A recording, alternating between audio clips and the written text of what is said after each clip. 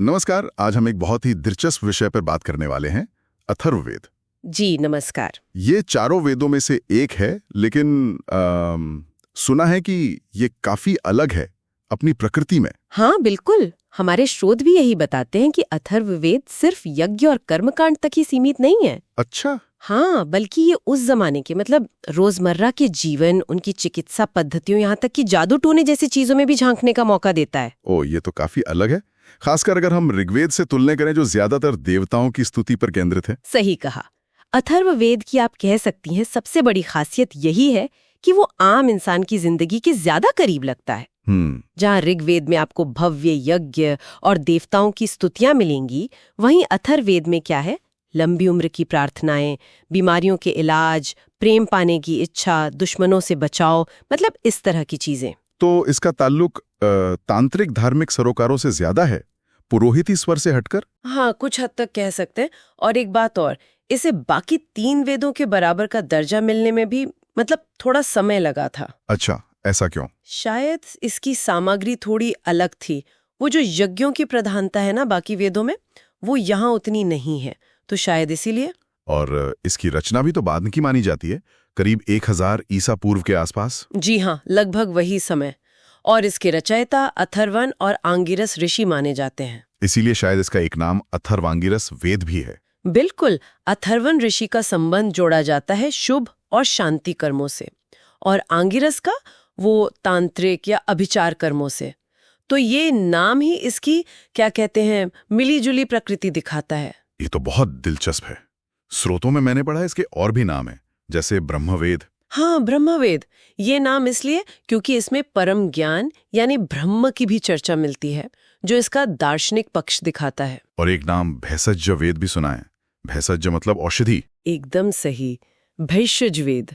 ये नाम तो बहुत महत्वपूर्ण है क्योंकि इसमें रोगों के इलाज, जड़ी बूटियों, औषधियों का जबरदस्त जिक्र है। तो मतलब उस समय चिकित्सा काफी विकसित हो रही थी। ऐसा लगता है। ये दिखाता है कि स्वास्थ्य और उपचार उस समाज के लिए कितने अहम हो गए थे। फिर एक और नाम है महिवेद। महिवेद, मही मतलब पृथ्वी। जी, पृथ्वी।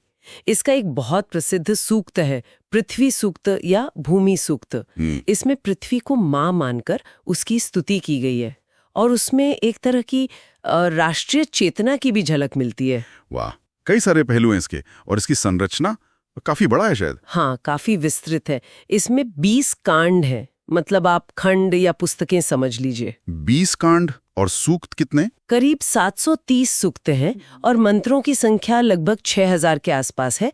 5987 सटीक संख्या है। बाप रे। तो क्या इन कांडों में विषय भी अलग अलग हैं? हाँ, मोटे तौर पर बटे हुए हैं। जैसे पहले 7 कांडों में वही दैनिक जीवन वाली प्रार्थनाएं हैं, सेहत, पैसा, प्यार, सुरक्षा वगैरह। अच्छा। फिर कांड 8 से 12 थोड़े ज्यादा दार्शनिक हैं। इनमें ब्रह्मांड, प्राण, आत्मा जैसे गंभीर विषयों पर चिंतन है। ये एक तरह से उपनिषदों की जमीन तैयार करते हैं। ये तो गहरा है। और बाकी के कांड 13 से 20? उनमें फिर विवाह, अंतिम संस्कार जैसे अनुष्ठान और कुछ खास किस्म के सूक्त आते हैं। एक 15वें कांड का जिक्र मैंने पढ़ा था, व्रत्य समूह के बारे में।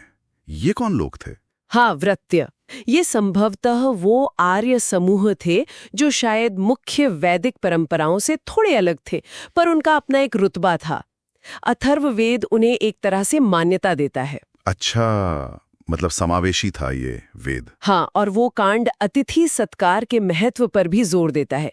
ये भी उस समाज की एक अहम बात दिखाता है। कुछ और खास बातें अगर देखें? आयुर्विज्ञान का जिक्र।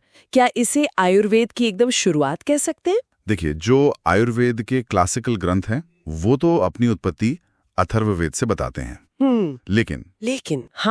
लेकिन कई विद्वान मानते हैं कि ये दावा शायद पूरी तरह सही न हो। पर हाँ, ये बात जरूर है कि अथर्ववेद में बीमारियों, उनके लक्षणों और जड़ी बूटियों से इलाज का जिस तरह से वर्गीकरण मिलता है ना, उसे हम भारत में चिकित्सा ज्ञान को व्यवस्थित करने की एक शुरुआती बहुत महत्वपूर्ण कोशिश जरूर कह सकते हैं। इसमें वो जीवाणुओं का भी अप्रत्यक्ष उल्लेख मिलता है। अच्छा। और वो भूमि सूक्त वाली बात, राष्ट्रीय भावना, साथ ही ये भी कहा जाता है कि इसमें आर्य और अनार्य विचारधाराओं का संगम दिखता है। बिल्कुल, ये वेद उस दौर के सांस्कृतिक घालमेल, विचारों के आदान प्रदान को दिखाता है। और एक और खास बात है, क्या? इसमें जादू टोना, भूत प्रेत, पिशाच, इन सब का जिक्र ज्यादा प्रभावी ढंग से होता है। ऋग्वेद के जो बड़े देवता है ना, इंद्र, अग्नि, हाँ। वो यहाँ थोड़े पीछे चले जाते हैं।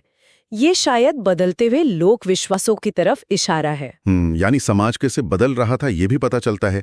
कुरु प्रदेश और राजा परीक्षित का जिक्र भी इसे एक ऐतिहासिक संदर्भ देता है ना? जी हाँ, ये डिटेल्स हमें उस काल के भूगोल और इतिहास से जोड़ते हैं।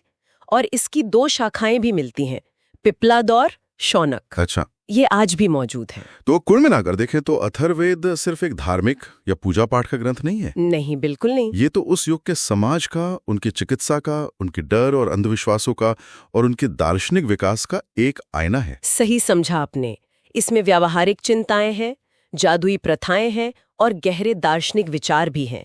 एक अनूठा मिश्रण है ये। ये हमें वैदिक काल की एक ज्यादा जमीनी, ज्यादा विविध तस्वीर दिखाता है, जो सिर्फ यज्ञ वेदी तक सीमित नहीं थी। बिल्कुल।